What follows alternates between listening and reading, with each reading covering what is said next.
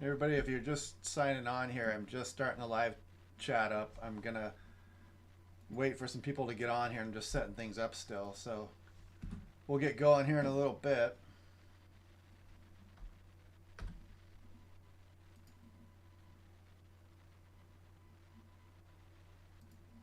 So bear with me here for a moment.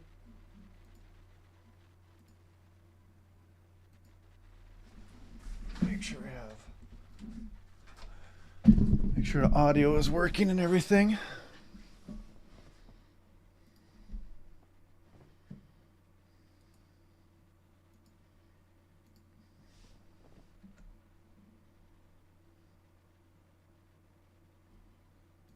I think that'll work. I'm going to ask, can you guys hear me? All right, you can hear me. That's good enough. Okay, so let me send out this link here really quick.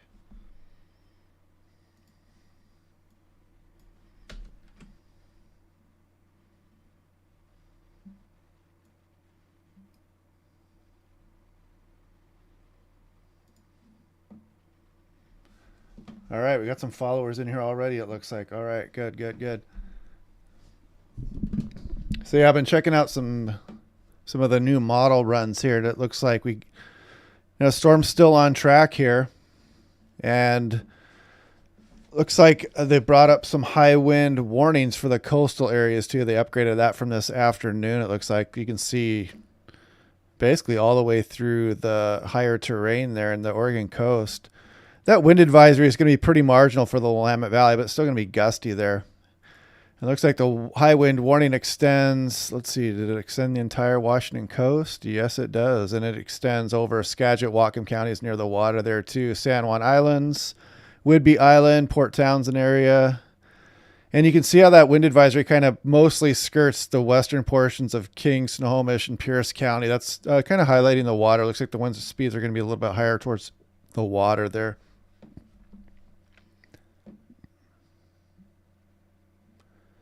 So radar scope showing a TVS on a storm.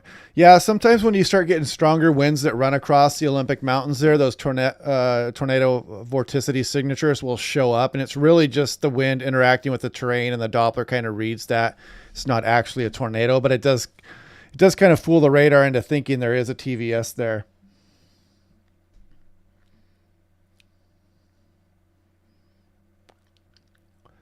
Yeah, there's one of the first questions. Tornado. There is a tornado chance tomorrow. I mean, it's like anything. It's going to be needle in a haystack. I am going to be out and trying to pin it down. I'm probably going to be somewhere Tacoma South through the I-5 corridor initially, or I might end up being out on the ocean. Usually when we get tornadoes around here, they tend to be morning or late morning. So I'm going to try to be in place and track one of these storms as it comes across.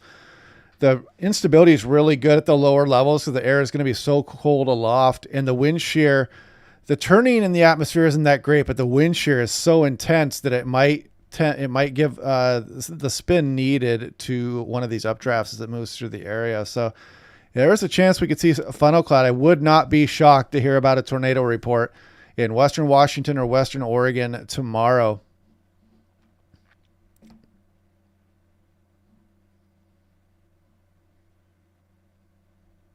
Yeah, thanks, guys. Hope you like the channel. I'm planning on keeping this channel going on. I probably won't do a briefing every day when the weather gets slow, but I'll be doing them quite a bit still. I'll find things to talk about, and it slows down quite a bit. The views slow down as the weather gets slower, which is understandable and everything. But the goal is to be where when we get big events during the spring and maybe summer heat waves, and then we get into fall and big windstorms and the snowstorms start moving around, that we have a good enough following where we can get the word out pretty well to everybody.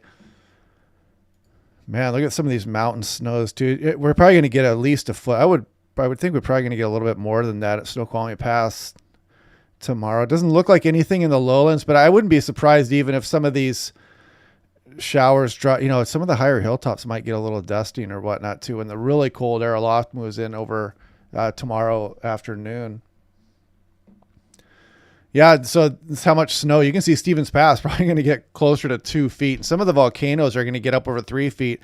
And, it's that time of year where people out in the backcountry, look at Mount Baker, 3 to 4 feet of snow by Tuesday morning. That's just incredible.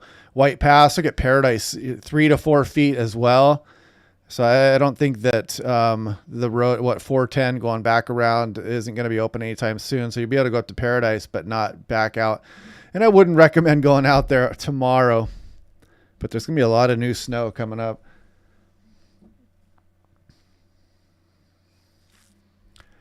So let's see here. You guys can see this is the mid-level water vapor here. You can see the cold air spilling off here. These cold air cumulus are what's going to bring it really our thunderstorm chance and our brief weak tornado chance in through tomorrow. I don't like to say weak tornado because, you know, nobody predicted there was going to be an EF2 with that Port Orchard tornado in 2018 either. So with terrain influences, sometimes we can get tornadoes that do cause damage here, but you know, that's an extremely rare event, but there is a chance for that tomorrow. Though. You can't just completely rule it out.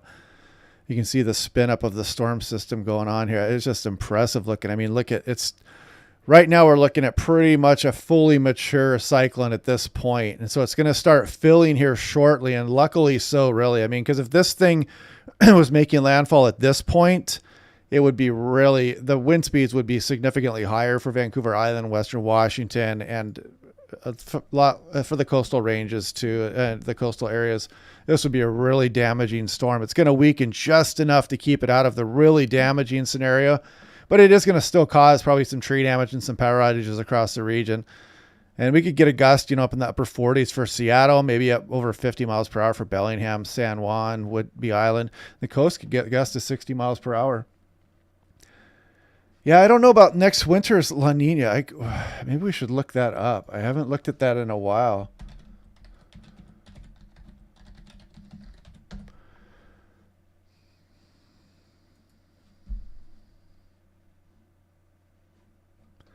That's a good point. Let's look at the La Nina here. So this is March 28th. So this is, you know, we're going on a week now with this. So we're still in La Nina conditions here. Let's just go right on down to the forecast itself at the very bottom here.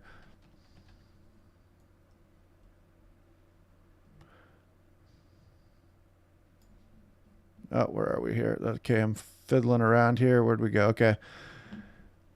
So yeah, you know, I mean, check that out. We go, this is, see, June, July, August, September, October, November. We could be looking at a number 3 La Nina coming up for next winter.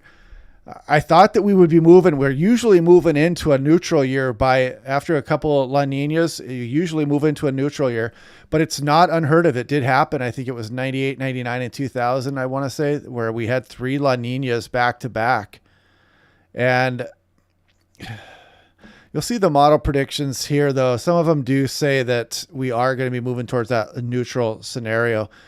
And then once we do start trending back towards that neutral scenario, chances are that an El Nino would not be far behind that. So maybe, you know, as we go on into 23, 24, we could expect El Nino conditions if we do move into a neutral condition. So, but either way, an El Nino is on the horizon here in the next 2 to 3 years. So we got to enjoy these La Nina winters while they're here for the snow lovers.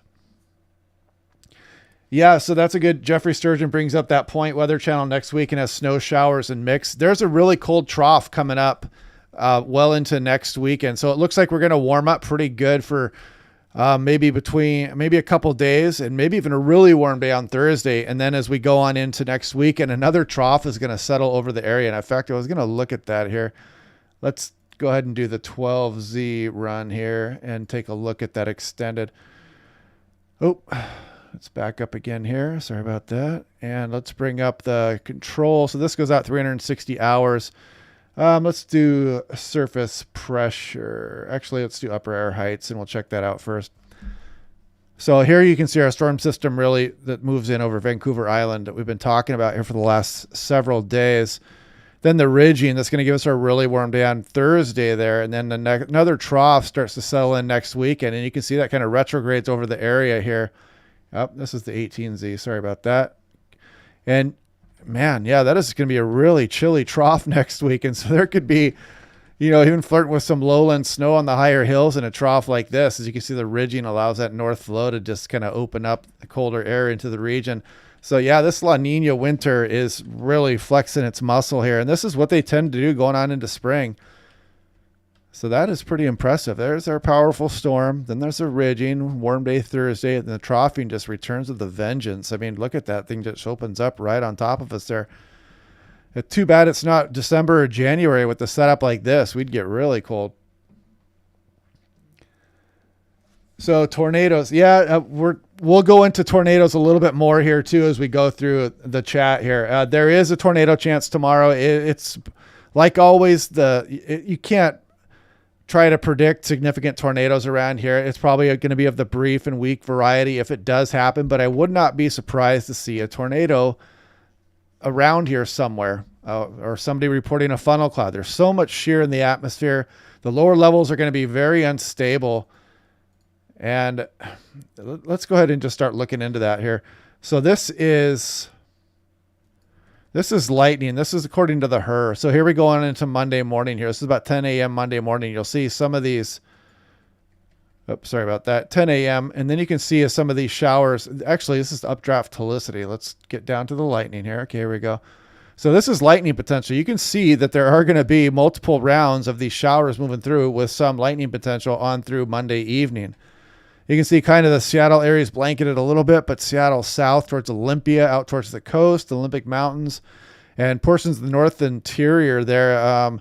Snohomish, Skagit, Whatcom County might get one. Even down towards North Oregon there could get some lightning potential also. You see that kind of in through tomorrow evening, even extends down towards Portland a little bit. And here's significant tornado potential. And watch how this kind of ramps up a little bit here as we go into Monday morning. You can see along the coastline, towards the coastal range of Washington, Northwest Oregon. Check out towards Aberdeen there. You can see as we get into the afternoon here, there is some tornado potential through the area here. It sounds weird to say it around here, and for most people, this is just going to be a nothing burger, and you're not going to see a tornado or anything like that. But some lucky person might see a brief spin up, and I'm hoping that person is me, but we'll see.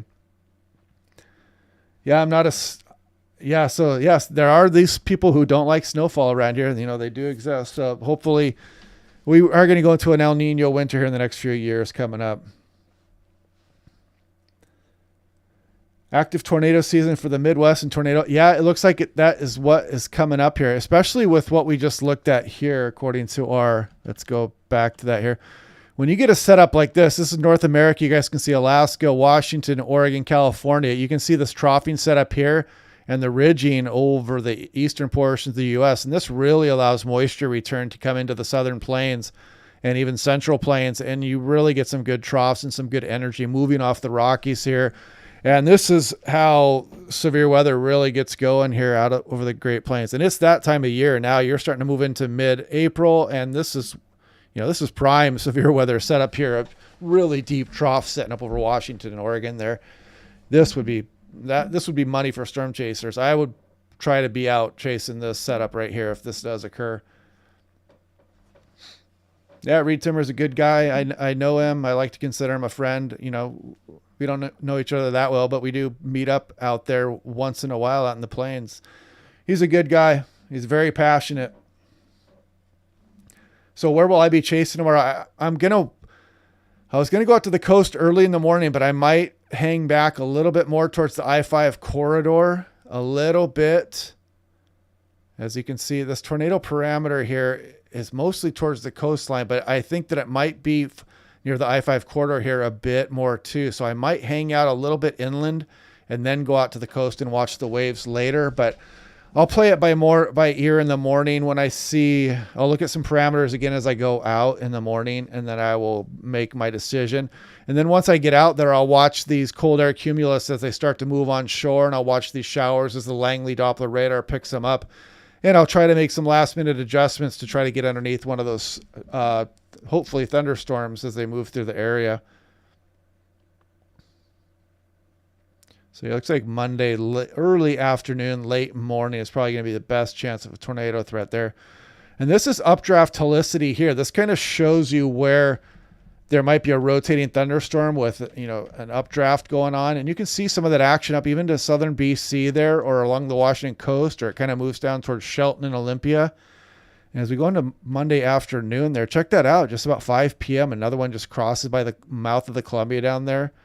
So again, it's like a needle in a haystack with these things. So you just got to try to watch the Doppler and hope that you're mobile enough to be able to get underneath one of them. Yeah, that's the problem around here. There's so many trees and the road options are so limited that it's just a pain. That's why I bring a drone, because you got to be able to see over the trees.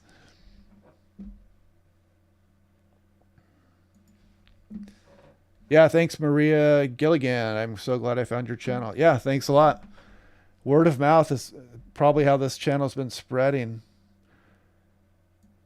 Yeah, April 2008, that was a chilly one. We even got snow at SeaTac in 2008. That was crazy.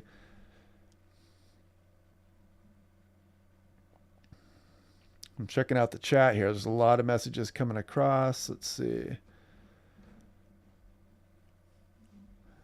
Yeah, I think this works better than the news, just because, I can show you guys the cold air aloft and where it originates from, and I can show you the storms that moves across the Pacific Ocean.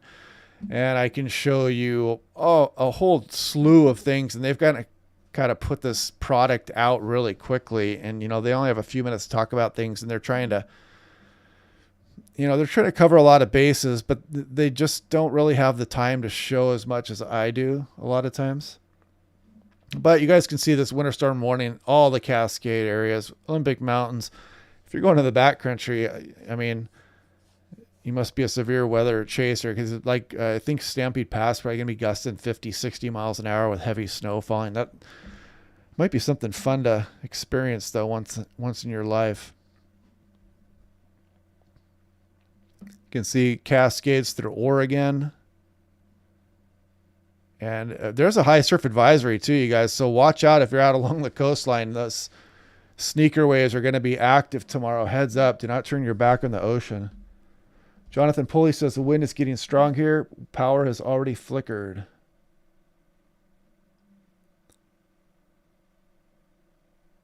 Yeah, so that was what we were looking at as far as wind speeds. Let's check out the wind speeds. So here we go. This is the European, the latest one here. So the European has kind of been showing that lull around Everett, but not all the models have been showing that. Here, I'll zoom in a little bit more here. Let's go to states. Let's go to Washington. I mean, even if you're getting up towards 40 miles an hour, it's still a gusty wind, though. The European, it's kind of been going back and forth. It's been showing 49, 45, 47. This one comes in at 47 for Seattle. A little bit more over the peninsula and a little bit of a lull there. But let's take a look at the NAM 3KM here. And you can see how it kind of along the water for Everett could still be pretty windy, towards 50 miles per hour even, according to the NAM 3KM. And again, let's go in a little bit closer here. But you can see how windy the coast is going to get, according to the NAM 3KM, up over 60 miles an hour. Cape Disappointment, Ocean Shores, Long Beach, north, towards Astoria, Tillamook, Seaside. So let's zoom in a little bit more here. Here goes the NAM. And you can see, I mean, look, what is that? That must be Edmonds, 51. There's some 50 mile per hour gusts right along the Puget Sound down towards Tacoma. So once you get inland a little bit, like the wind advisory, they don't have the wind advisory up for, I think it is east of I-5 or east of 405, one of the two, but it's pretty close to that line. And that's just going to highlight the wind speeds on the water here. As the pressure rise is really what's going to give us the surge of wind through here. But you can see if you're up over Whidbey Island, San Juan's, prepare for 50 plus mile per hour winds. Looks like Bellingham's going to be there too. The coast, I would prepare, especially the immediate coast, I would prepare for 60 mile per hour winds tomorrow.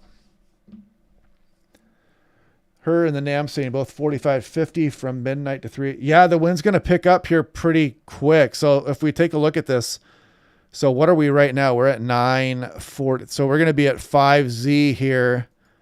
That's currently, the wind should be really picking up on the coast right about now. So you can see it really picks up just any time now. And you can see Whidbey Island's going to get going here by about midnight. And really, I mean, look at Seattle is already by about 11 midnight, the NAM shows SeaTac really picking up here. And the coast is going to be raging here. And then the southeast winds are going to be going all the way up through the San Juans, Bellingham. Yeah, so that is interesting. Okay, so let's check the HER now really quick. Okay, we're going to go. This is at 9 o'clock, 10. You can see the coast starts gusting 40, 11. There's midnight, 1, 2, 3, 4, 7. So the HER, you can see how the HER brings us to about 43 at Seattle. That's early Monday morning. Actually, that's just after midnight. So yeah, it's going to start gusting here pretty good probably here in the next few hours.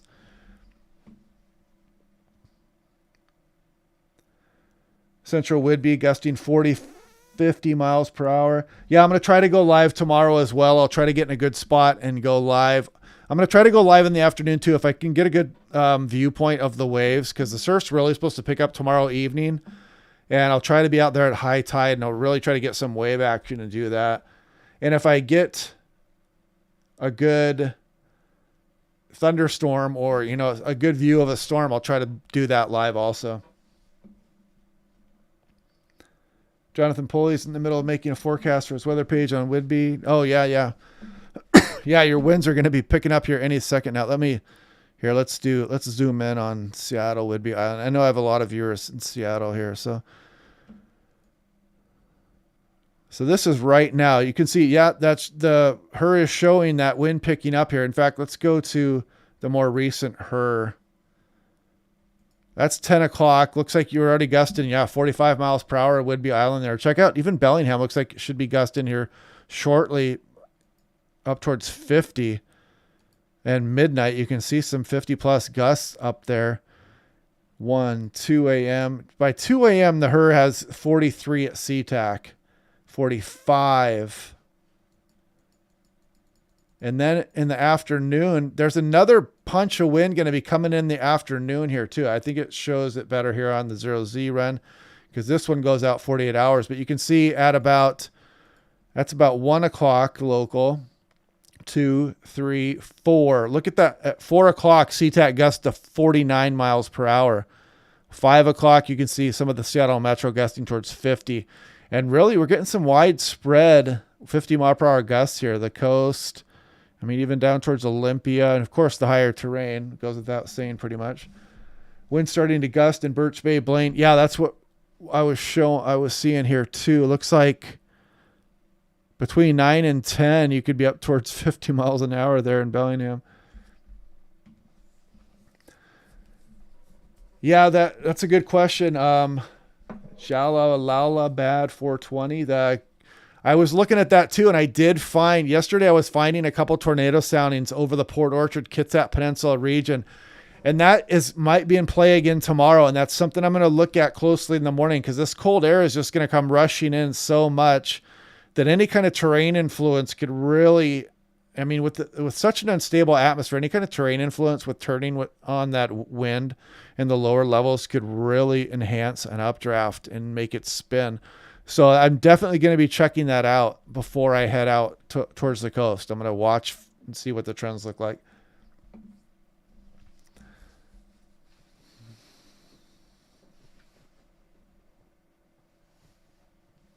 So 11, yeah, it gusted 35 miles per hour at about 3:30 here in Normandy Park, and I'm just west of SeaTac. So it was pretty windy out today. But yeah, the Port Orchard area definitely has a chance for some tornado activity tomorrow. And here's Thursday. We'll take a look at this. Some people like the warm weather, and a couple warm days surrounding Thursday too. But check out Thursday. We might be up towards 70 degrees before we go back into the relative ice box this weekend. In fact, let's look at the 12Z and see what it said. Look at these temperatures, this trough coming in. This is mid-April. They're going to be 10 degrees below normal. This is just nuts. I mean, we should be getting some, I'd like to see a few days of 69 strung together here, but I don't think we're going to see it. We're going to go right back into a big old trough next weekend. Yeah, I'll be careful out there. Those waves. Yeah, you gotta don't turn your back on the ocean. I'm gonna make sure that I don't get too close there. Yeah, that's the thing about the area here. You can go down to the water and get much higher winds.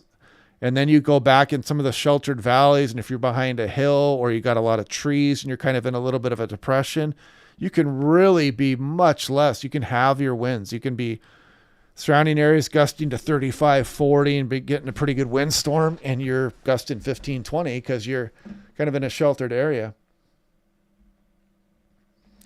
Our garbage day is Tuesday, so I'm kind of thankful for that one.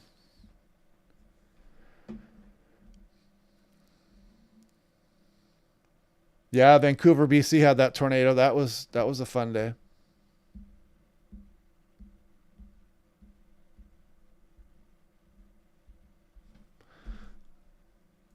So take a look at this here too. So this is what we're looking at here is a probability of supercells along with some precipitation greater than a hundredth of an inch. So you can see this is for, let's back this up a little bit here. So as we go through the day tomorrow, look at this late morning and early afternoon up through the northwest here. There is actually a chance for these storms to be coming in as low-topped supercells. So these could be, independently rotating. They might not even need a terrain influence as they come in here. I, you know, Granted, I don't look at this all the time, but I not remember ever seeing, the probability of supercells at these levels for the Pacific Northwest. I mean, this is comparable down towards, Texas. And there's a tornado threat down there in Texas and southern Oklahoma tomorrow. It extends on into Louisiana. And we actually have some supercell potential out here tomorrow. And if we go to, let's see, let's check out, let's do this one. Let's do,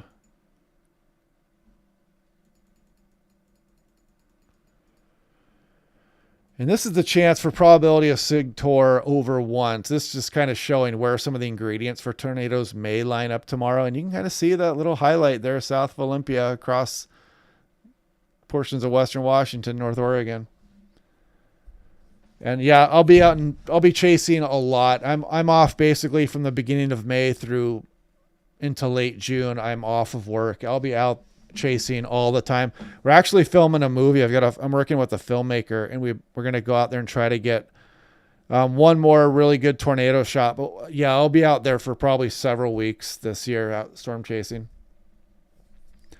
The last tornado we had in the Pacific Northwest, that was probably that one in Vancouver just last fall that made landfall right near the airport there.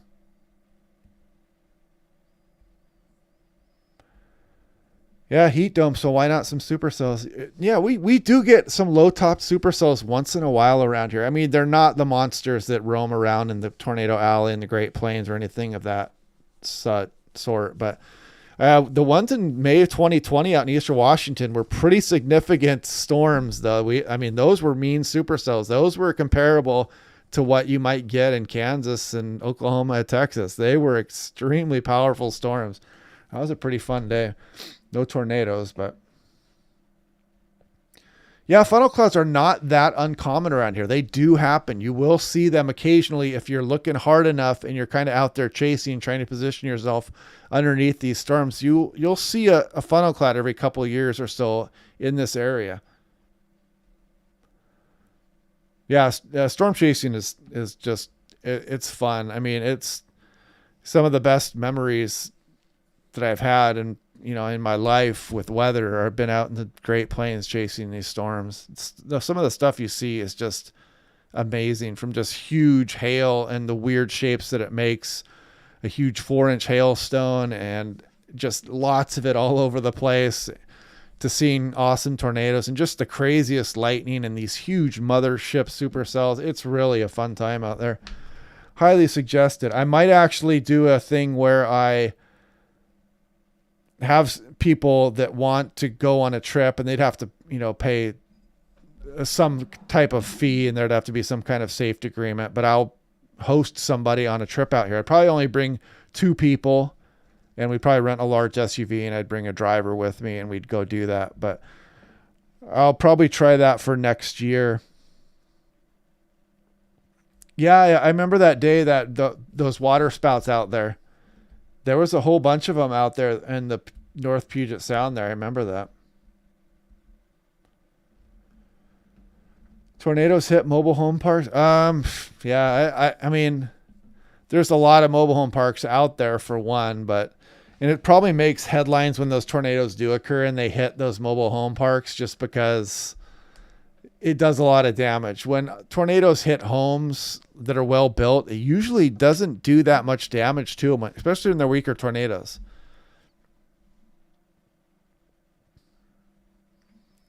Yeah, if you guys, I'm going to put that out and I'll make it a thing next year where I'm going to do we'll do it in advance, we'll sign an agreement and we have to sign all the waivers and all that stuff. But it's relatively a safe thing. It's not that dangerous a thing, especially if you're not trying to core punch storms that have been tornadic and things of that nature. You stay on the south side of the storms. You're not trying to drive through flash flooding and things of that nature. You're going to be just fine. So tomorrow, the time frame of tornadoes, really any time after the front passes. So probably 10 a.m. Anytime after 10 a.m., I'd have my eyes on the sky and the Doppler and just kind of watching the sky. And when you see dark clouds moving your way, or you're watching the Doppler radar, just have your eye on the sky. And late morning through early afternoon, and by the time we get towards the sunset, the threat's going to be pretty much gone.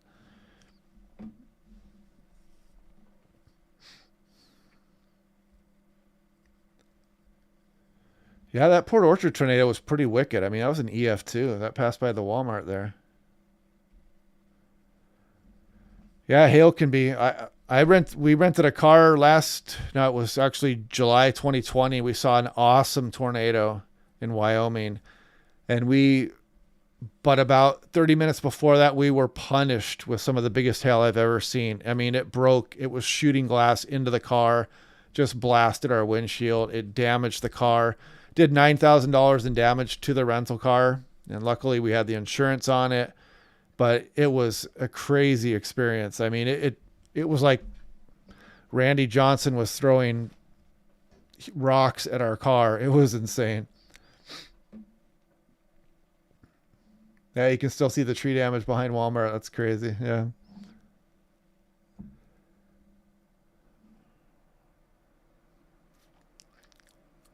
Yeah, thanks Casper Rudy for the support and the kind words. Actually, this summer is not really it's supposed to be a little bit above average temperature here, actually. Some of the long range stuff that I was seeing was showing that it's going to be just maybe a little bit above average out here. And I'm sure we're going to have warm periods like we normally do during the season. So let's see here. Let's check out. All right, this should be updating here, but you can see this. This is the sign of a maturing cyclone. Once it starts to spin in on itself and you start to see multiple layers as this rolls through, it's fully mature probably right about now. And it's going to start filling here shortly. And it'll fill a bit as it makes landfall, saving us a really severe blow. But what an incredible fetch of moisture across the ocean. And these thunderstorms tomorrow are coming from this region here. You can see these cold air cumulus just already fully, this just shows just how cold this air mass is behind the storm system. And that's really what creates this low pressure. This cold air mass out here is what causes it, basically. I mean, you've got the big contrast between some subtropical air to the south and then the really cold polar air that spilled off of Siberia and it rolled across here. And it's taking aim at the Pacific Northwest here. Look at this cloud shield just spreading over. Some really powerful warm frontal precipitation is going to be moving through here. Oh, let's talk about the waves tomorrow here too. So this is maximum individual wave height. And I don't know why this has not been, does this only run? Yeah, it only runs every 12 hours. Okay, so maximum individual wave height. See, I'll back this up a little bit so we can see right here. You can see there's some 49-foot waves way up out there, but let's put this into motion here. And as we go on into tomorrow morning, look at that huge area of waves as it moves towards Vancouver Island. Late morning, and you can see really the entire Washington coast, North Oregon coast by sunset tomorrow. Should be rocking and rolling pretty good there. And high tide is in the afternoon there today or tomorrow as well. So you're probably going to get some pretty good wave run-up action through tomorrow. But yeah, some really impressive shot of waves coming in tomorrow. Yeah, that heat dome was terrible. Yeah, I saw that it killed some trees around the neighborhood, and that was just unreal. I had never been a part of something like that around here. I mean, one of the record highs on those days was 90. I think that was 91. The day that we had 108, the record high was 91 for that day. I mean, just obliterated some of those temperatures. Yeah, there's a thunderstorm chance on into tomorrow for Eastern Washington too, and the Cascades. So let's check out here. Well, let's do this. Let's bring up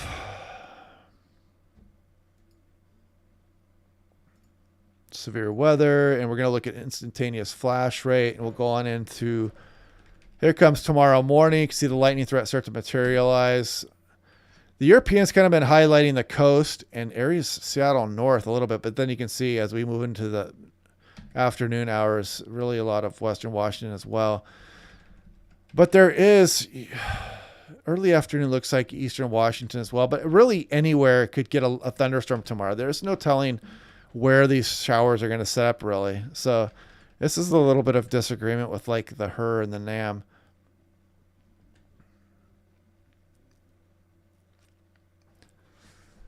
Yeah, I think we hit the all-time record high last year, 120 degrees in Eastern Washington. The previous record was 118. Yeah, that Joplin tornado out in Missouri, Maria Gilligan asking about that. I mean, that storm moved a hospital like 4 inches off its foundation. I mean, it's hard to imagine living around an area that has weather that powerful. I mean, I go out there chasing it. I'm ready for it and I know what I'm getting into, but imagine living that every season where you're dealing with storms like that. So there goes our system that rolls through tomorrow. And then you can see the pressure rise just builds up. We get a nice ridge that sets up over us. And look at this thermal trough. You can see the high pressure inland here. And Thursday morning, there's a thermal trough building up the coastline here. That's going to give us a really warm day Thursday. And then the system's going to blow by us and really going to bring a marine push as we go on into Friday. And then look at this trough just set up over us for next weekend. I mean, this is like a midwinter pattern here with this big ridge and this north flow just bringing cold air down into the region. I mean, what is that? That's pretty nutty. And let's look at the 18Z here too. So we can see the storm system move through here. Big ridge sets up. There's the thermal trough, warm day Thursday. If we want to look at it any further, we're going to have to go to the ensemble control run.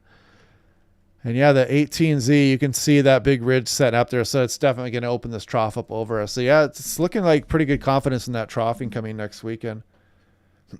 Yeah, I've seen the sky turn green too. Sometimes you see that green in those supercells.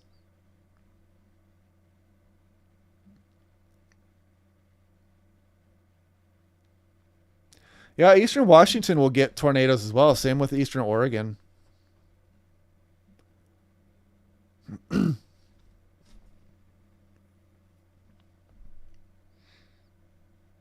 Yeah, that El Reno tornado out in Oklahoma. I was out chasing. I chased the day of the Moore tornado, the EF5, and I saw that storm going up, but we purposely stayed away from it just because it was going through the metro area, and we saw a really cool tornado the next storm down through Bray, Oklahoma. But yeah, then we left and we did not chase that El Reno tornado. I think it was 11 days later. Yeah, you haven't lived till you've seen a supercell. Once you go out there, that's one reason why I like bringing somebody out who's never been there before. Just seeing somebody experience something like seeing a supercell, a mothership supercell for the first time is a pretty amazing thing. Seeing somebody witness that. So change the max. No, not really. It looks like Depends on where you are, but let's look at the wind speeds again here. So let's go. This is the latest HER. And we'll do wind gust swath here. Actually, this is the 0Z. Let's do the 3. Actually, the 4 is rolling now. But let's do the 3 because it's complete. So looking here, you can see just after midnight, so it starts gusting pretty good a lot of areas. You can see they're already getting up over 50 according to the HER. And as we go through tomorrow, early afternoon, another punch of wind is going to be coming in there, and this HER does not reach that. But yeah, I mean, 45 will get your attention in Seattle, though. 47 down towards Tacoma and the higher terrain. Let's check out the entire state here, actually. Let's back up a little bit so we can see eastern Washington. And I got some people out there right now, too. It shows Oregon as well. So the HER doesn't really go out quite enough here. Let's do the NAM 3KM. Let's do gust swath. This is the most recent. So you can see how the NAM kind of properly highlights the waterways of the Puget Sound, the water region here where the higher winds are going to be. And then you can see the wind start to pick up. The NAM has not been favoring the big winds up for Spokane, too. The European has been showing a much stronger wind across northern portions or central portions of Washington here. But the NAM has been showing that really basically south of I-90 through southwest Washington, south central Washington, and eastern Oregon, getting really big winds, as well as the Washington coast there. Yeah, Camille. Yeah, that was before my time. That was an incredible hurricane. Yeah, Jonathan, maybe when you're 18, you can go out and start chasing some of the tornado alley storms. Yeah, I'll put it up there. I mean, the usual charge is like $3,500 for like a week trip out in Tornado Alley, but you get your money's worth. If you go out there in May, you'll get your money's worth. It's just the scenery is amazing. Seeing the small little towns, the abandoned little towns, and then just the monster storms, the anticipation of the storms, then just getting a lightning show all night long and seeing a tornado. It's the greatest time. It's the greatest show on earth. I always tell that to people who are going out there. Yep, thanks. No problem. I'll probably do another live stream tomorrow. Getting real in Blaine. Yeah, it looked like the HER was showing that it was going to start gusting there pretty well. So what are we at, 10? Yeah, by 11 it shows you're up about 50 miles per hour there in Blaine, and then even more by midnight.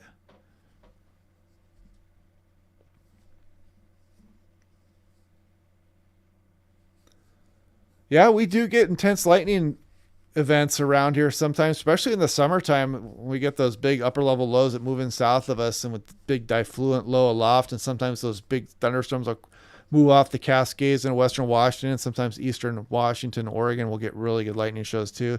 Same thing for the Cascades themselves.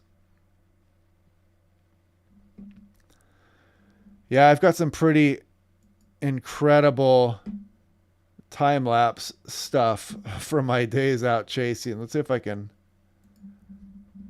I'm going to try to find something here really quick.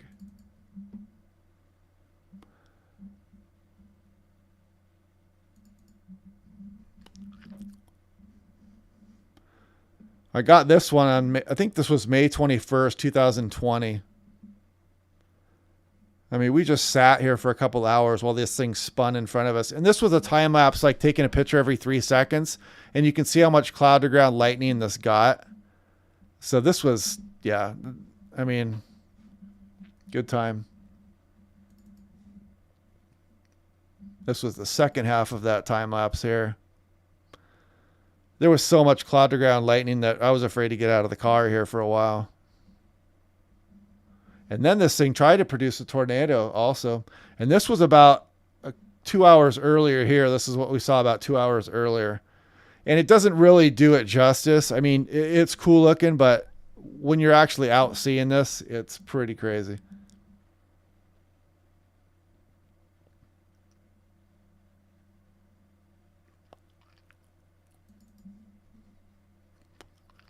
This was a pretty cool one too. Not as good as the other ones, but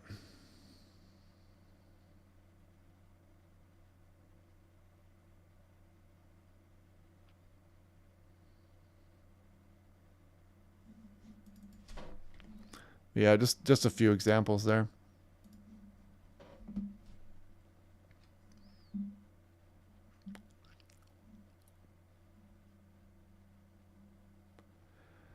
That I actually was talking about that a minute ago here. There is actually a little bit of there's a chance for some low top supercells as these things move in here.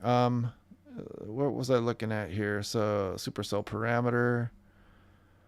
So this is for tomorrow. Check this out, how this develops across northern Willamette Valley there up in towards southern Washington. I mean, it could be, you get a couple low top supercells rolling around here, maybe a few lightning strikes with them, but it shouldn't be a severe weather outbreak by any means or anything. But it just shows that there is some really good shear and some pretty good low level instability.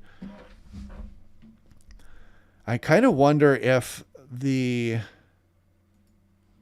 so here we'll go to, I wonder about the Storm Prediction Center, if they will put out a 2% tornado risk they did change the day one here to include North Oregon and Western Washington. They took that out for a while, and I wondered why they did, but they put it back.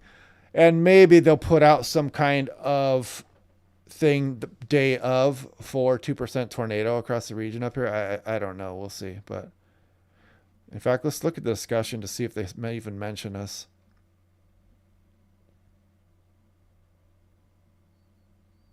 Do we even get mentioned? Let's see. Texas, Arclatech, Mississippi Valley, Florida. Nope, they got enough severe weather to worry about to mention our general thunderstorm threat up here. But yeah, we'll have to see how that goes.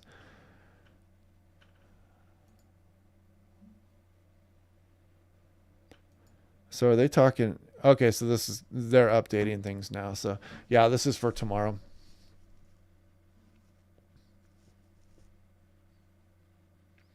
Yes, I have met Gizmo, Maria Gilligan. Yeah, my kids played with Gizmo. We met up with Reed out there. That was 2020. That's just before our car got destroyed by hail. I wonder if I have those pictures anywhere. Maybe I could find those really quick here. But let's let this run as we do that.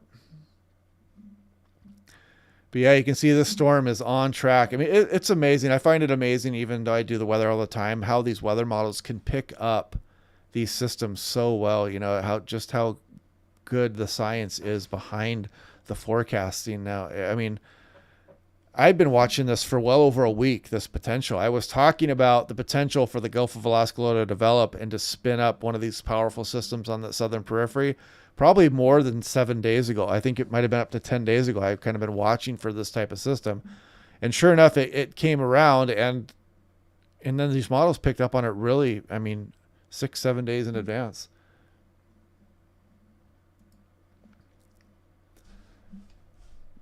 So let's see. Can I find where? Let's see.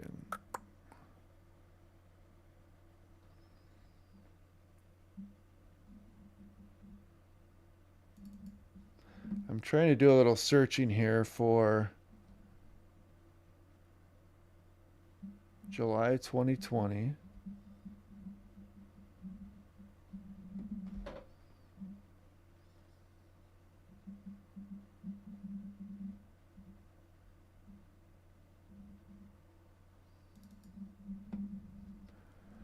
I'll try to find a picture of Gizmo. I know that my kids saw.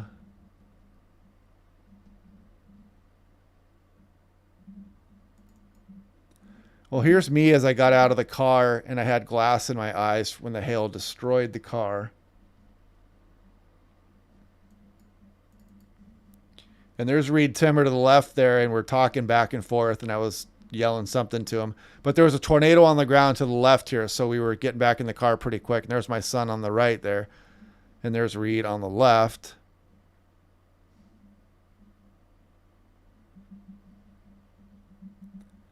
And here's as the hailstones were hitting the car. You can see the size of the hailstones like out in the road there. And boom, the GoPro on the dashboard captured this as the windshield broke here. Bam. And then you could see just softball size hail just attacking us. It was, you start to panic a little bit when your windshield starts breaking like that. And you can see these things as they were bouncing up out of the grass. It was pretty amazing.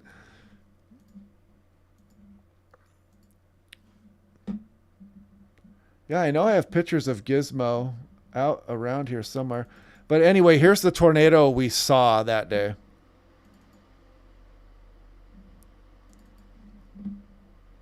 So yeah, it was a beautiful white cone tornado. It was just breathtaking.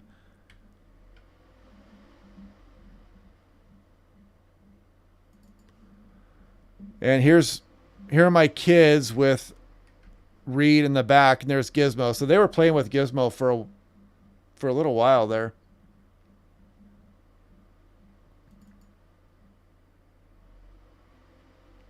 Their hair's all messed up and gotten crazy. So this is almost 2 years ago now. They're getting older now. But that's Charles Peak here. He works for the Weather Channel, and here's Reed Timmer. And we were all kind of caravanning together, and Gizmo and her little nice hairdo there.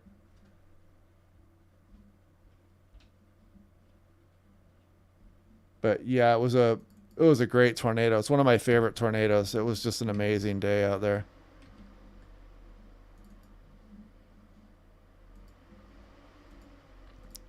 All right, hope I didn't bore anybody with the storm chasing. Now we're waiting for this recent her to load up here. Let's see, where are we? Here we go. Nam her. Oops, I closed it out. Let's go back to her 3KM, and we've got. Oh, if it will load. There it goes. Come on. There we go. So here's most recent her here, 2 in the morning. So it's got some pretty good Seattle 2 in the morning, but you can see those big winds up towards Bellingham there overnight tonight. Still not all the way out.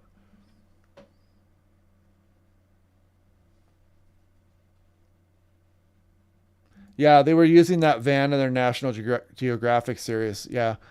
It was having computer problems. I know they were renting it for a pretty penny there too each month.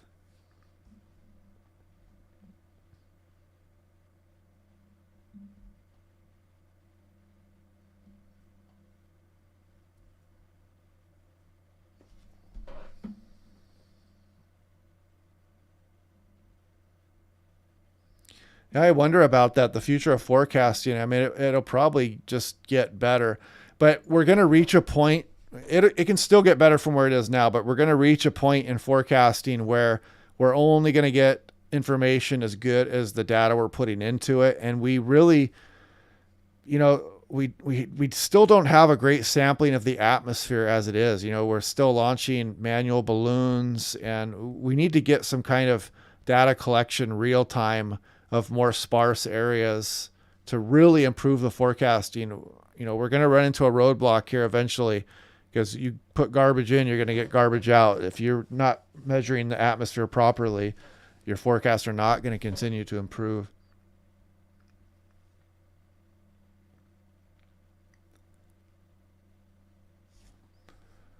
For this type of weather, is the European, the American no, the European, like usual, nailed the system better than the GFS did. It tends to do a little bit better. The European model is a little bit better than the GFS.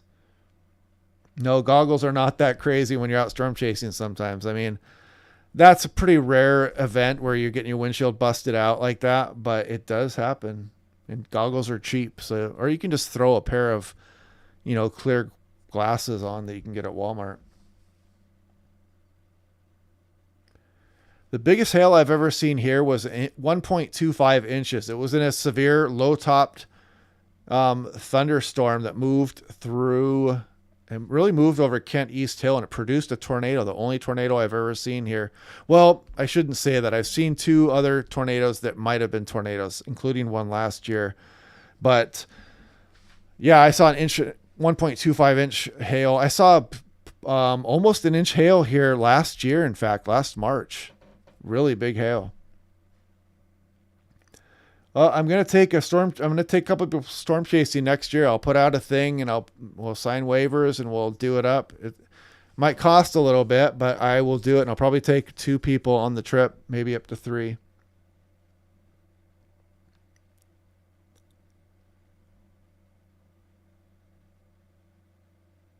Was that my Ford Expedition, the photo with Reed's van? No, the car was behind. No, we were driving, what was it? A Nissan.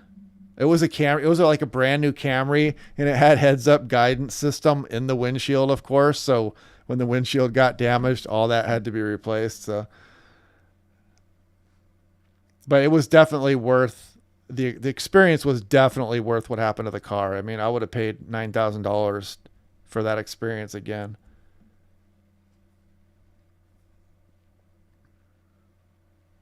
Cold weather is always 384 hours away. Well, I mean, it is and it isn't. I mean, the GFS, it goes out 384 hours and it comes up with wacky solutions. So yeah, there's some truth to that.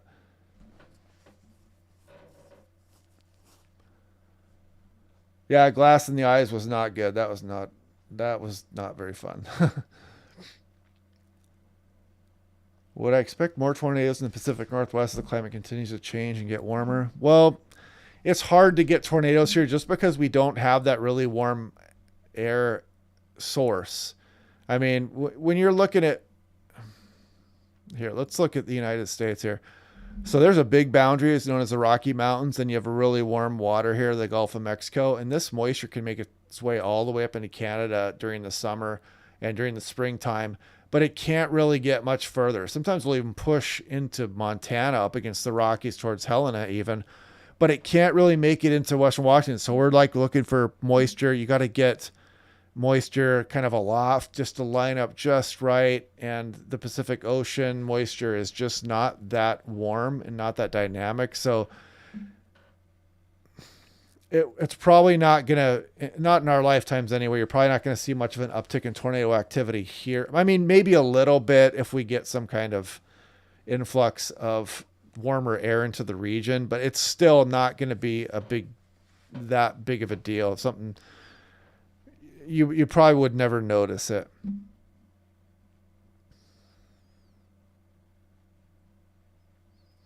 Yeah, that's kind of the scary thing about climate change is that the oceans gather so much of the heat. And so eventually they're going to get taxed to the point where they're not going to be able to absorb this heat so much anymore. And that's really going to start to show itself in our atmosphere even more.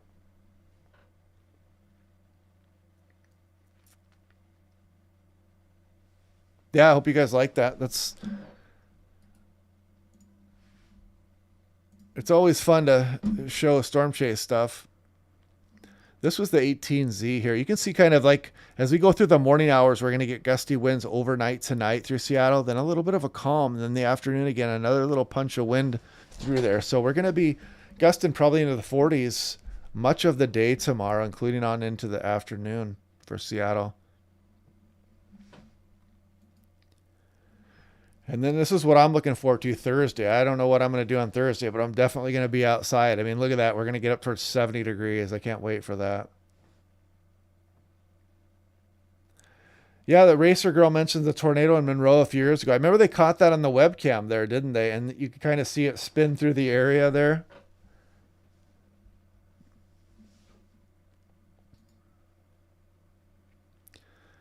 So it looks like, let's check out the most recent GFS. Oh, let's back up.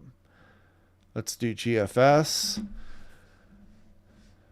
And this is the 0Z. So you can see our storm system out here now. So the GFS shows us the 975 millibar monster low pressure system over the Gulf of Alaska. And you'll notice that that starts to fill right there. Just as it approaches the Queen Charlotte, it starts to fill a little bit.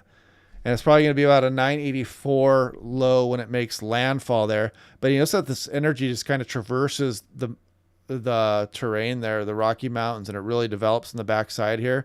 So this is going to keep that gradient going, and that's why it's going to get so windy through eastern Washington, Idaho, Montana, Wyoming, even through like Nebraska. As the storm system comes through here, it's going to look at this gradient across Montana. That is just insanity.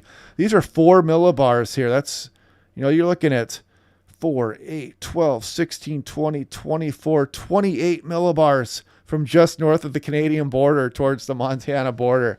Just an intense wind there. I mean, let's look at the wind. Let's zoom in a little bit there. Let's go continental United States. Can we see surface wind on this one? We can. Let's do wind gust. Yeah, just some intense winds rolling through there. Looks like, I mean, there's going to be some hurricane force gusts across some portions of, looks like Wyoming and Colorado there with this system rolling through. Best place, the tub and the mattress, unless you have a downstairs, that would be better. Always go as low as you can in a tornado. And if you, as low as you can go, and then get as many walls between you and the outside as possible. And yeah, you want to be in an interior room and as low as you can go. If you can get underground, all the better. Does the strength of a low influence how much instability will occur after the cold front passes when we get onshore flow? Yes, generally yes, because here, I'll explain a little bit more. So if we look at this here, so the cold air basically is what spawns the low pressure system. So if we look at the upper air temperature at 10,000 feet, for example, you can see how this is our cyclone out here, and you can see how it's just backed by this extremely cold air. This is at 10,000 feet. So it's got a lot of cold air with it. Such a strong storm will have a lot of cold air with it because of the gradient. So you need a strong gradient to make that strong of a storm. And so then that cold air you can see is just launched into the region here. And that's what's going to cause our, basically our thunderstorm threat tomorrow. So yeah, so the colder the air aloft that comes in, of course, the more instability, because the surface is warmer and the lapse rate, the difference between the surface and the temperatures aloft is called the lapse rate. And the steeper the lapse rate means generally just the colder the atmosphere is aloft. And that's what gives, the convective available potential energy, to something we measure the instability with.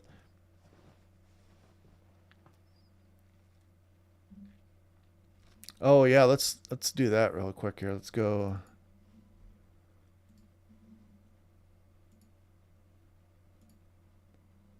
So radar Omega should be firing up here. Let's see. Might take a minute to fire up. Here it goes.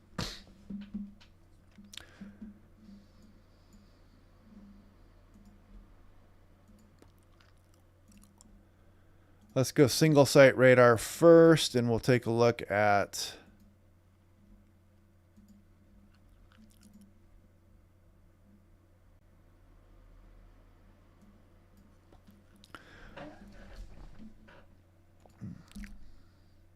so put this into mode. Yeah, you can see the rain really starting to pick up around the sound. You can see the rain shadow effect. Look at that. That's another one of our really cool terrain features here, how this rain shadow sets up. And you can see some pretty good rain starting up through Seattle here. The Kitsap Peninsula really getting going now. Man, look at that swath of rain moving over the area here. So yeah, this is the warm frontal activity associated with that storm.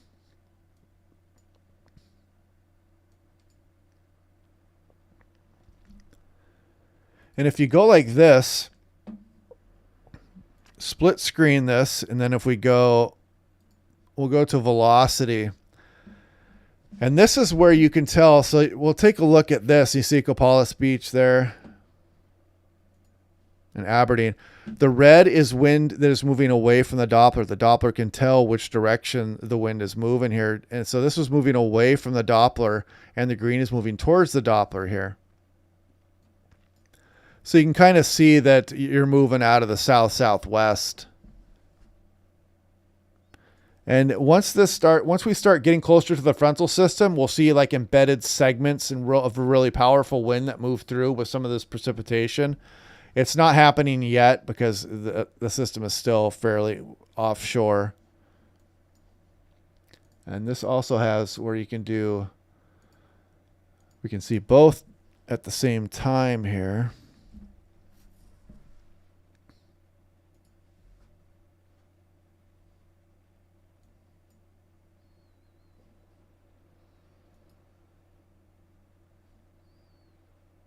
Just like shows the Camino Island, the Portland Doppler, and the Langley radar at the same time. But yeah, the really interesting stuff is still back out over the ocean. So this is the stuff that's going to bring the crazy lightning and potential thunderstorm stuff tomorrow. So you can see how it's still pretty far off the coastline here. We got a ways to go through this warm front as of yet.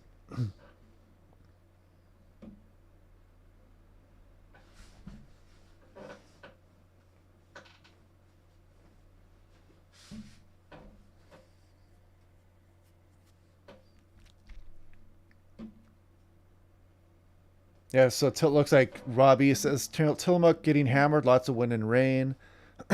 Thursday, yeah, Thursday is going to be a good day to have off. So Kyle Gustafson says, you usually use radar on Mega instead of radar scope on the PC. I am now. The radar scope kind of was glitching out a little bit during the last severe weather thing going on, and there were some outages. And I kind of like radar scope anyway. I mean, I like Radar Omega anyway, and I'm just going to try to use that this year. So this is just water vapor on this one. This is mid-level water vapor. So you're just kind of looking at more moisture content in the clouds at this point. So if we look at upper level here, you can see you're looking at an upper level. It just kind of gets a little bit more cluttered, but it still shows that surface low very nicely. But man, you can really see that cold air spilling off of Asia here, just feeding the system. It's so amazing how this system is basically just a huge representation of cold air pouring off of Siberia and racing across the Pacific Ocean into the Pacific Northwest. And it's really like the only thing going on across the North Pacific. It's just an amazing storm system. It just dominates. I mean, yeah, just dominating the North Pacific Ocean. It's amazing. Booms out here. Where are you, Rebecca Rose? Where's your location? Yeah, Bellingham looks like it's getting really windy according to the HER too, right about now.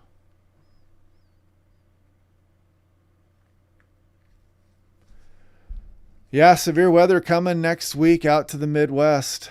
I might go chase that stuff. We'll see how it lines up. Oh, I don't want to add overlay. Let's check out what the... This is infrared satellite imagery here. So kind of, this shows cloud top temperatures. I mean, some of these cold air cumulus are pretty substantial out here. I mean, some of these are really cold tops. So these are pretty high cloud tops here. As this warm front just races in here. And once we start getting back into this section here, so in several hours, we're going to start to get some really good, interesting segments of precipitation move through the area here as the frontal system passes. And then we're going to get a quick break, and then this really cold air is just going to slam us and just really bring some intense showers in.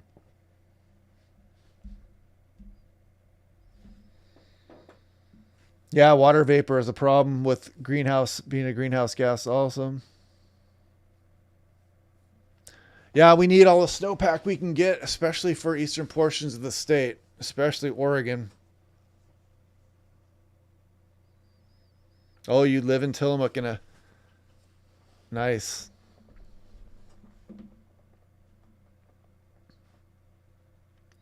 Yeah, I had 350 mile per hour windstorms here early in the fall, and then we just kind of got cut off since then. So we've been waiting for a windstorm, and I don't call anything a windstorm at my house until I get 39 miles per hour. We hit 35 today, so it doesn't qualify, but I'm hoping we get that tomorrow. I think we will. We should get that here. I'm about the same as SeaTac. I'm in a pretty exposed location. I have a southwest facing hill, and I'm near the Puget Sound, so I get a pretty good wind run here.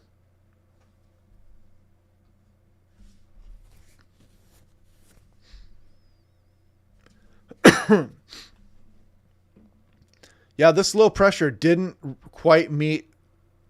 I mean, the system is very strong, and a bomb cyclone just tells you at the rate at which a system deepened. It doesn't really necessarily tell you how strong the system is. Some bomb cyclones, or some cyclones that people will call bomb cyclones, are not even as strong as a system that didn't really meet that criteria, if that makes sense. Large power outage on Central Whidbey now. Wow, yeah. You guys must be gusting pretty good here.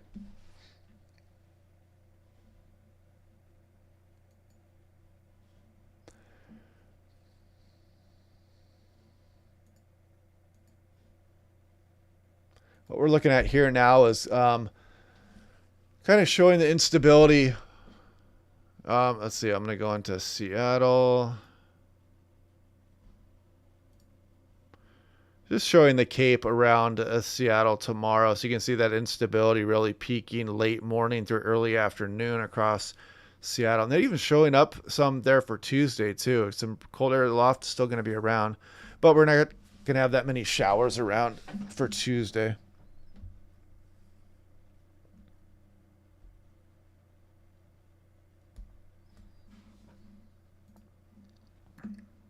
Yeah, so if we go back, we can do this too. Watch this. If we look here, we can go back to Himawari. And you can see that finally this is pulled away from, remember yesterday's Twitter post, you could see this tropical tap go all the way back to Vietnam here. And this has finally gotten out of the south, off the coast of Southeast Asia. That was a pretty amazing tap the storm system had. Actually, let's back up a little bit further and see if we can see that tap.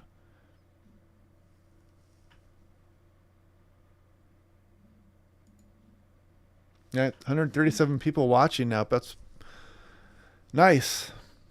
I'm pretty glad with how this channel's grown over the, it's only been really, what, 3, 4, not even 4 full months, 3.5 months now this channel's been going. But yeah, you can see the atmospheric river that kind of spawned our system there. As you look here, the cold air spilling off and moving across Pacific, and that's what's driving our storm.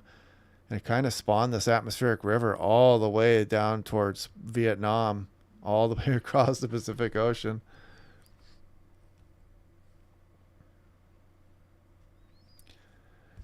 Yeah, if you get a tornado, go to that closet under your stairs. That wouldn't be too bad. Tap that like button.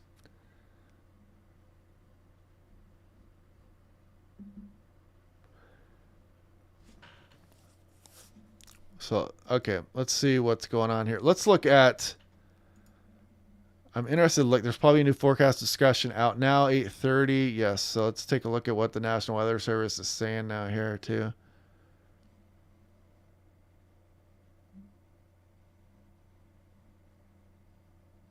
Yeah, they mentioned this here too. This was what I noticed today. With the trees beginning to bloom, wind will cause them to act as a sail, increasing likelihood of down limbs and trees. I mean, it was tearing some of the little new leaves and the flowers off just at, gusting in the 20s and towards 30 miles per hour, which is a decent wind, but surprised at just how many of the flowers got ripped off today.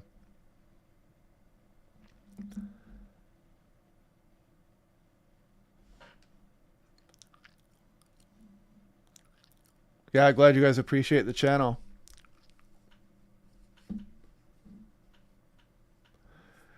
And now they mentioned thunderstorms here too. So if we scroll down here, once the cold front arrives, there'll be a chance of thunderstorms area wide, the instability, and which we talked about, that colder air just blasting into the region here, and really good wind shear. The updrafts and convective cells will be well supported, at least for Western Washington standards. So they're giving a little bit of hint of maybe a tornado threat without actually naming it. But last night, the Portland area forecast discussion did mention a brief tornado chance. And they mentioned that will decrease come sunset as the atmosphere begins to stabilize a bit.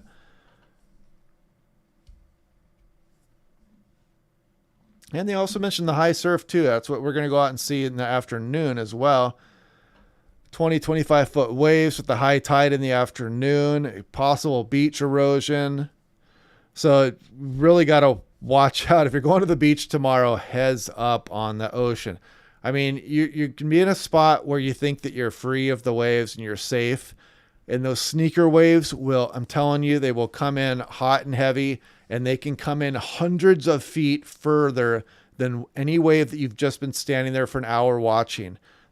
I mean, I've gotten caught in sneaker waves, significant ones, twice in my life. One time when I was younger on the North Washington coast, and I stood there and we were just playing, and it was not even that stormy of a day, and the waves were pretty far away, and then just a wave just came and swamped us, and it pushed us into like huge driftwood piles and stuff, and it left a lasting impression on me. And then last year we were out on ocean shores, and the waves were pretty far out again too, and all of a sudden the water just started to rise. It wasn't like a huge wave just came out of nowhere. Just this water started to rise, and you could see it coming from the side. It was like run up from a wave further off to our south. And it was over a foot deep out of nowhere on top of us. And cars were scrambling, trying to get out of there as the wave just washed over the entire beach. So heads up if you're going out there. That's why people talk about this every year. Somebody gets swept out, and I think somebody mentioned that even maybe it was the last one.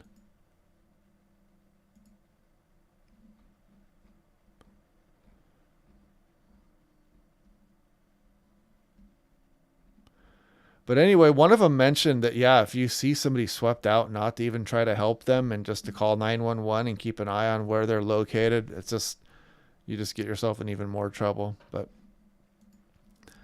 anyway, here, yeah, you can see the wind advisory along the Puget Sound, Kitsap Peninsula, high wind warning, all the coastal region. Eastern Washington got upgraded to a high wind warning, the east slopes here. Skagit, Whatcom County, San Juans, Whidbey Island. Actually, let's take a look over there. It looks like they're still on a high wind watch, actually, there for eastern portions of Washington. Wind advisories. Looking down into Oregon here now. Look at this Monday, strong winds. Some scary pictures. High wind warnings all over the place. Oh, no. Are these? I guess these are warnings here.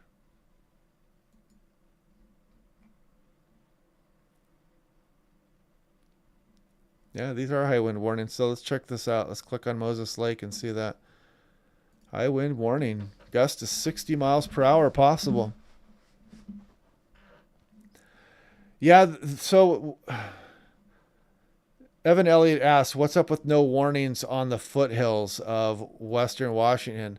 I mean, there's going to be some sheltered areas, but at the same time, they might want to extend that. I don't know. That seems a little bit, because some of the higher terrain through that region there could easily get gusty winds, but the winds will be a little bit higher towards the water.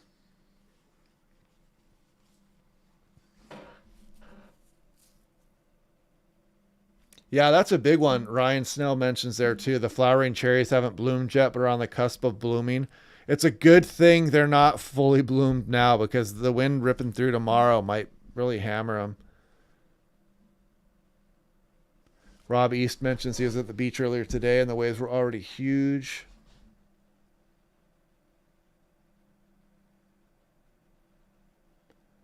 I joined more than a month ago. Now it's saying to join again. What's new? I'm not sure what you mean there.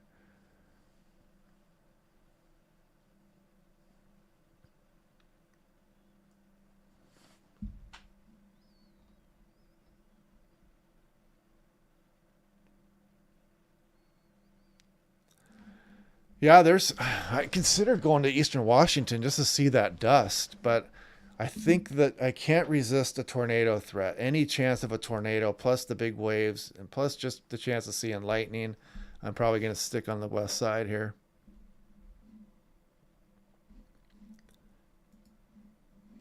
And let's look at radar Omega again here. Let's go to single site radar, and we'll go back to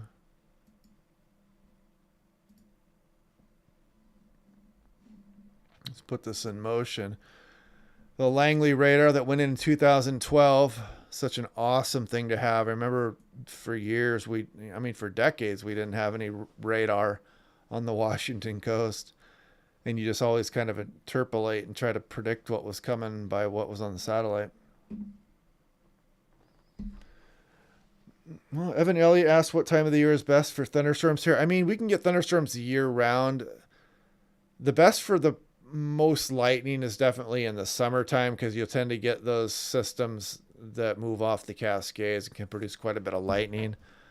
But really, I mean, we can get thunderstorms year round here. Just they're still usually rare.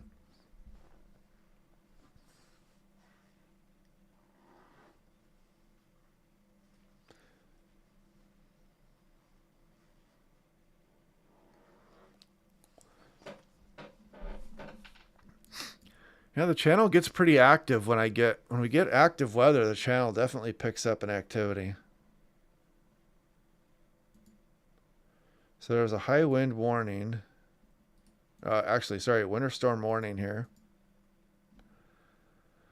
Yeah, it talks about above 2,500 feet total snow accumulations, 12 to 24 inches, with 30 to 40 inches at the volcanoes like Mount Baker and Paradise, Mount Rainier. So, man, I wonder how many people are out in the backcountry. I know there are some hardcore people that like to be in the backcountry all the time, but give me a bold prediction for tomorrow. A bold prediction would be that somebody sees a brief tornado somewhere around western Washington or western Oregon tomorrow, or southern BC. But that's still, I mean, that's like, I'd put that at like 20% chance.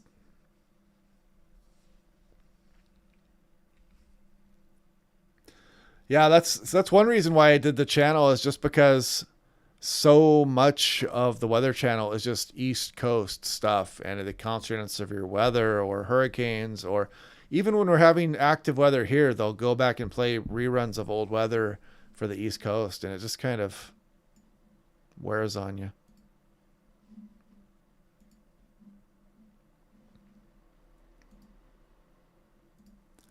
And this is Radar Omega that I'm using, if anybody's wondering. This is kind of like the competitor to Radar Scope. I have them both, but I think I'm going to be rolling with Radar Omega this year. Yeah, there's Andres asked about the chance that this will cause flight delays Monday a.m. Definitely for Portland and Seattle. I mean, it could cause some missed approaches, and it could definitely cause delays. You never know how this turns out. Sometimes it's tough to say. When you get over 40 miles per hour, you can start to have some missed approaches. Yeah, and then it could even lead to some cancellations if a plane lands in Portland instead of Seattle, and then you got to reposition the plane, and sometimes you have to cancel a flight, or you might end up in Bellingham or Yakima. You never know what's going to go on here with. It depends on just how strong the winds get.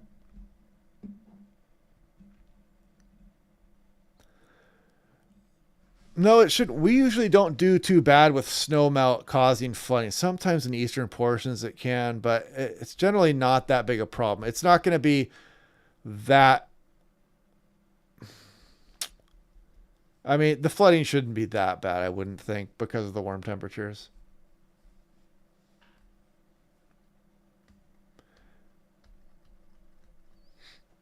Yeah, my background is I was a weather technician for the National Weather Service for several years, and then I've worked for Islander, I've worked for Hawaiian Airlines, and I've now worked for Alaska Airlines for over 14 years. And I'm an aircraft dispatcher, and I've been an aviation trainer. I've taught weather classes at Green River College. So yeah, I've got quite an extensive background in aviation weather forecasting, and then plus I'm nonstop training myself to be a better forecaster.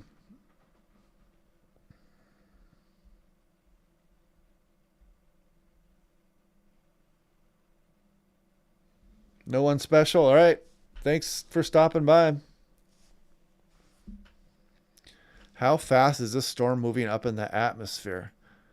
So we have, actually, let's take a look at that right now. So let's look at the European. Let's go to North America.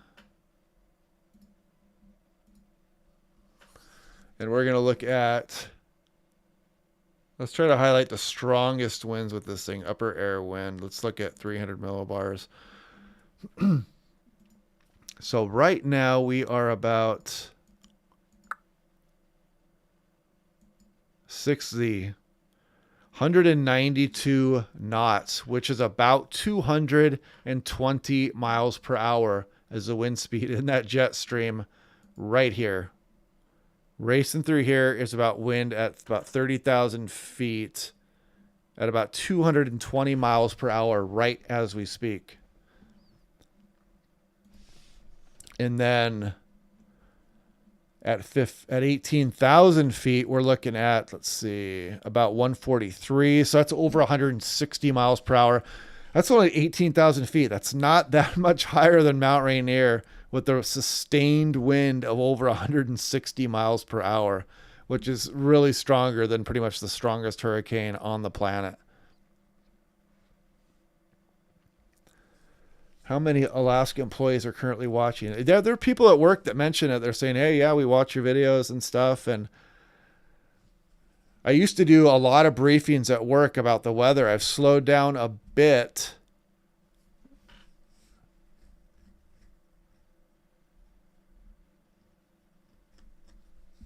Yeah, thanks. Glad you guys enjoy the weather forecast.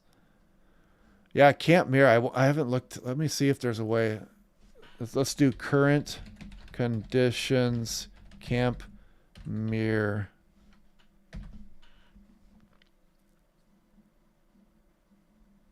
Is there a way to, I don't know. There used to be a way to find out the current conditions up there, and I can't remember how to do it. Anyway, if one of you guys knows how to do that, one of you guys or gals knows how to do that. But yeah, anyway, at 18,000 feet, you're looking over 160. At 30,000 feet, you're over 220 miles per hour. Just an insane jet stream right now. And actually, let's do this. Let's look Northern Hemisphere. And let's look at 200. So here we go. In the Northern Hemisphere, this is the strongest jet stream on the planet. Let's look at Southern Hemisphere and what we're looking at.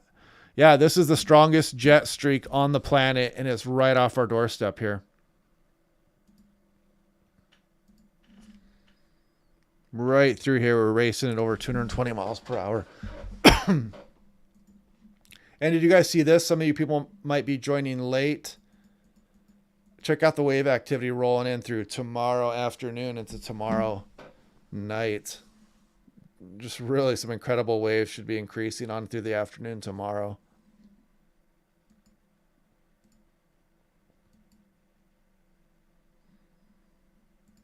And let's do the latest HER here. The 4Z should be running through.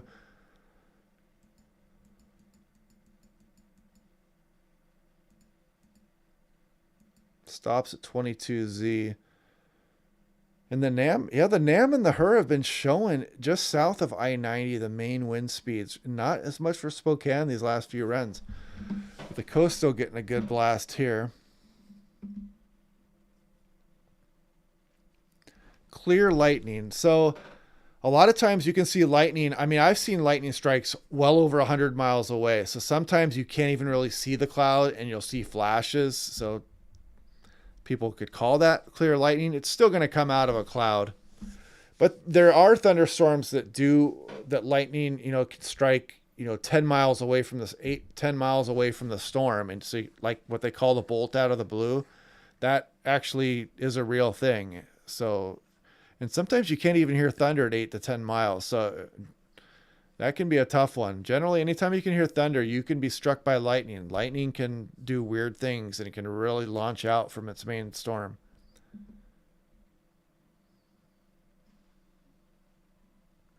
Oh, that's right. Camp Muir conditions link National Weather Service. That's right. I think so. It's here. What are we looking at? OBS. Is this Camp Mirror here? I think that's it. Yep, there it is. That's right. That jarred my memory. So yeah, looking at that's just a wind speed. That's not even a gust, I don't think there. No, that's gusting. So gusting 63. I think that knots.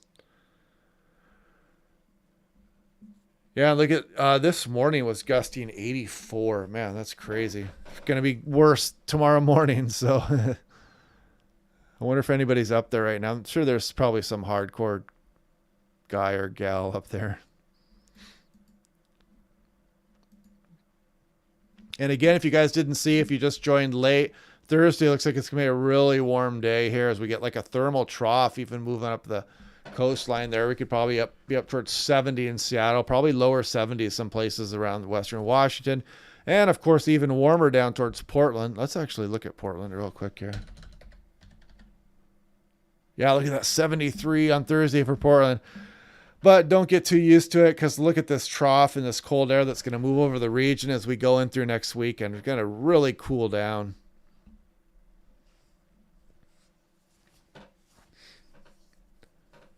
Yeah, thanks, Maria. Glad you enjoy. And yeah, every state has had a tornado. That would be correct. Even up in Alaska. Hawaii even gets them once in a while.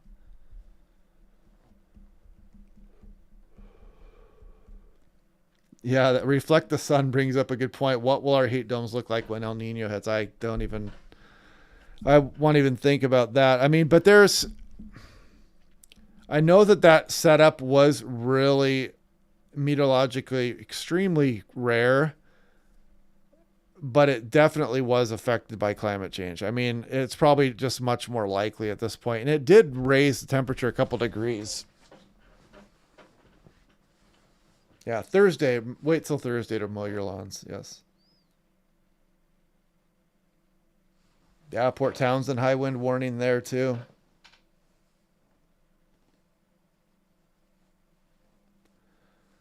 Yeah, I'm hoping I don't need to see 100 degrees around here anymore. That was pretty extreme for me. I mean, I couldn't even sleep at night. And we have air conditioning in the house, and the furnace or the heat pump could not keep up. West of the Cascades really doesn't matter too much. Thunderstorms are really spread out pretty well over the year. Generally, if you want to see lightning, though, generally in the summertime, some of these summers, we'll get a really good thunderstorm that rolls through, and you'll get hundreds of lightning strikes rolling through the area. The winter ones tend to be one and done, or you get maybe one or two lightning strikes and it's done.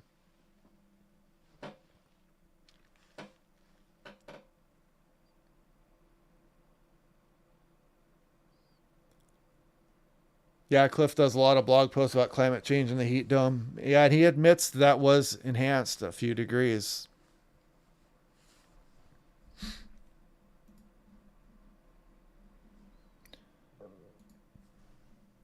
Let's put this into motion. You can see just that rain just going nonstop. Looks like you can see, if you look closely here, you see a few wrinkles in this purple here. That's probably stronger wind starting to affect the velocity scan here. And you can kind of see it in the radar here too. Probably some stronger wind just about to hit there. Ocean Park. It's probably going to affect Mo Clips, Ocean Shores as well here.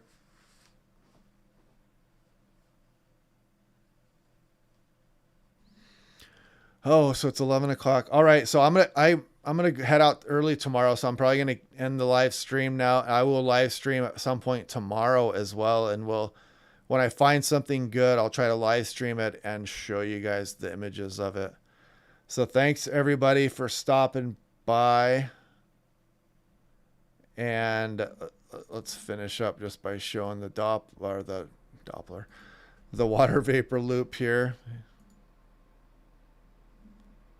of our extreme cinnamon bun storm there rolling towards Queen Charlotte and Vancouver Island. And again, this is what's going to cause our thunderstorms tomorrow. That'll be rolling through the day, late morning, early afternoon tomorrow, as that'll bring our thunderstorm potential and maybe even a funnel cloud. Keep your eyes on the sky, get your cameras ready, and we'll see what that brings tomorrow.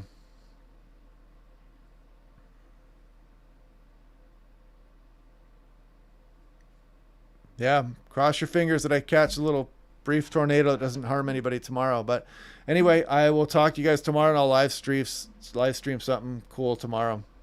So I will talk to you guys then.